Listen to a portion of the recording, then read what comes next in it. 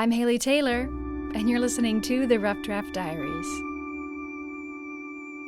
This week on the Rough Draft Diaries, we're talking to David Ross, who's probably best known as the Creative Placemaking Coordinator for the Arts Commission of Toledo. A good fit for Ross, a Toledo native and a previous YAW student. That's the Art Commission's Young Artist at Work program. He's also a muralist, music producer, videographer, and boxing coach. It was actually through boxing and his previous time with YAW that brought David to where he is today. And I was a volunteer boxing coach for Soul City Boxing. The actual YAW was doing a mural on the boxing gym that I work out of, and I ran into Mark Folk. He was a supervisor at the time when I was working at YAW, and now he's the director. And they actually, he recognized me, and he ain't seen me in over 20 years. It was funny. Boxing also brought David to another aspect of his work in Toledo, advocacy, particularly the fight against gun violence. At my gym, we would have about 30 kids a day. It was decreasing because we were losing kids. When they got a certain age where I have to feed my family or I have to feed myself, then that's when they went to the streets, and we lost a lot of kids to gun violence. You know, so it was like it was beginning to be something that I seen going to get out of hand, and I had a program called Pick One where I was going into schools, just introducing kids to different career paths instead of just an entry-level job or something, introducing them to the career paths. And I met with someone from the juvenile courts, and they were saying since our program has been in the community, violence decreased 20%. And then COVID happened, and I honestly, after COVID happened, it actually got worse because kids had something to do. But after COVID, it was just them roaming around, finding trouble.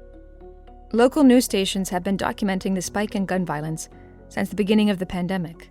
Last week, Kayla Molander of 13 ABC News chronicled a normal month for Toledo. On Monday, a 17-year-old was arrested and charged in connection to a double murder. 1 week later, a 16-year-old was shot while standing outside an abandoned house. Then, a 15-year-old shot and killed one person while firing at police officers.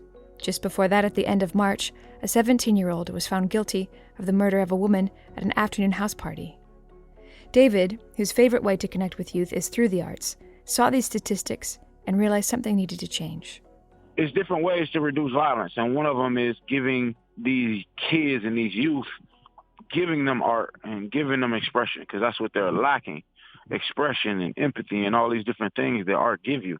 That was the way I was doing it. I was doing it through art. It just came to the point where now it's just like we had to address it a different way. I would like to get back to doing murals with kids and having kids do things to make them feel better. You know what I mean?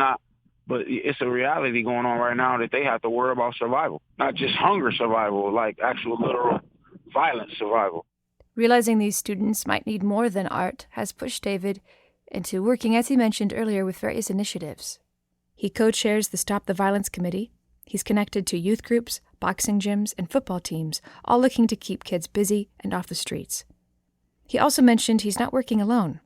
Toledo Mayor Wade Kapsakavich recently announced the hiring of a program manager, Juwan Armour, to develop a city strategy to reduce gun violence affecting Toledo's youth. But these programs need support. They're trying to help these kids, but they don't have the resources to do it. And like if we all came together and help everyone who's trying to do something, we can get some success, actually. So I always urge people to just do a little, do whatever you can. But watching kids walk around in circles looking for something to do is like, get them and tell them to cut your grass or show them something or do something or support anybody that's doing something, because the reason why it is the way it is right now is because so many people did nothing for so long. David has plans for the summer, especially as COVID seems to lighten. It's work with the Arts Commission, but it's also work, as he mentioned earlier, with the various initiatives and community-based programs here in Toledo.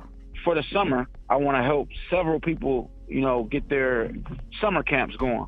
There's a lot of people who want to do summer camps, and I'm meeting with them now and helping them frame how that looks and how they can actually install like beautification and all these different career paths, like the hidden jewels of creative placemaking.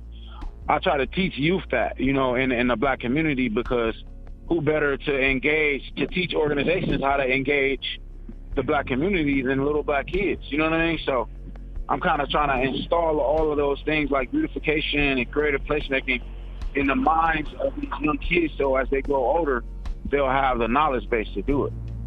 Because a kid will have 8 negative opportunities before they have 1 good one. So if more people gave more opportunities for jobs, more opportunities for good conversations, until people get that in their head, it'll never be, the way it needs to be. I feel like it's going to be successful over the summertime. I feel like we're going to see some reduction of violence and some kids getting some work opportunities, and a lot of stuff going to go good. And, everything is pretty much looking good and set up to be successful. After months of COVID, the potential success awaiting David this summer means the world to him. It could mark the return of a community gathering together to support its youth and ultimately its future. For now, I'm Haley Taylor, and thanks for listening to this episode of the Rough Draft Diaries.